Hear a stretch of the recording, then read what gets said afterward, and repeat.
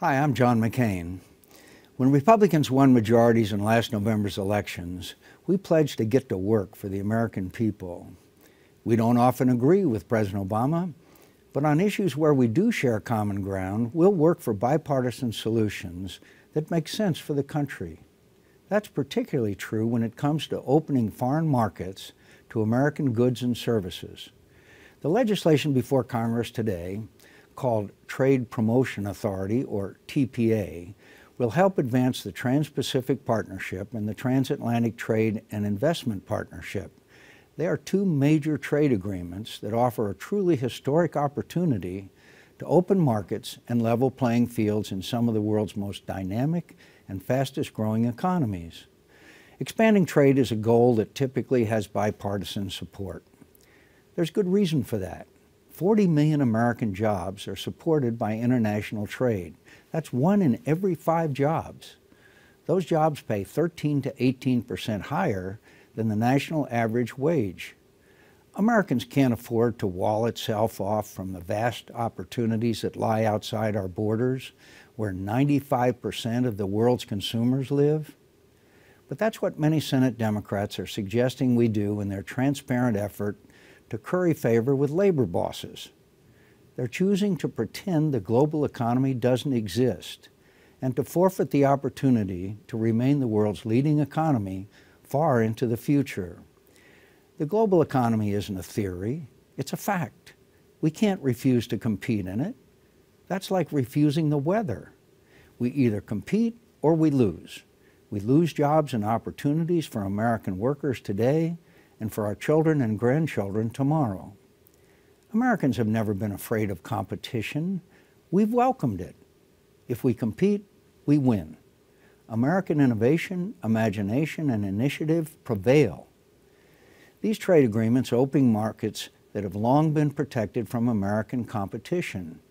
Why squander a historic opportunity to sell more American products and know-how and create more high-paying American jobs? That's crazy, and it's dangerous too. Protectionism doesn't just threaten our ability to grow the economy and create jobs. Failure to move forward on these trade agreements would be a serious blow to American influence in the world. Under this administration, America's friends and foes alike question whether we have the national will to remain a global leader. I hear from worried Arizonans every day as they look around and see a world on fire. As Henry Kissinger recently observed, the United States has not faced a more diverse and complex array of crises since the end of the Second World War. Passing TPA would be powerful proof of our enduring commitment to American leadership in defense of rules and principles that extend security, liberty, and prosperity across the globe. The 12-nation Trans-Pacific Partnership would cover an area that accounts for about 40% of the world's GDP and 1/3 of global trade. More importantly, the agreement will strengthen vitally important security relationships with countries such as Japan, Malaysia, Vietnam, and Australia, and provide a strategic counterweight to China. If America fails to lead, China will. If we don't advance the open trading system we've long advocated in Asia, China's protectionist policies will dominate. That's an unacceptable outcome for our economy, our security, and for the values that we hold dear. 17 former Secretaries of Defense and top military leaders, including Secretary Bob Gates and General David Petraeus, wrote last week, there would be harmful strategic consequences if we fail to secure these agreements.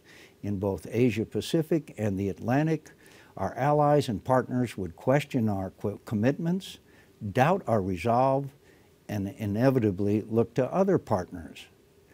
I don't often quote President Obama, but it was hard to argue with him when he said the other day that Democratic protectionists were just, quote, making stuff up, and their arguments didn't stand the test of fact and scrutiny.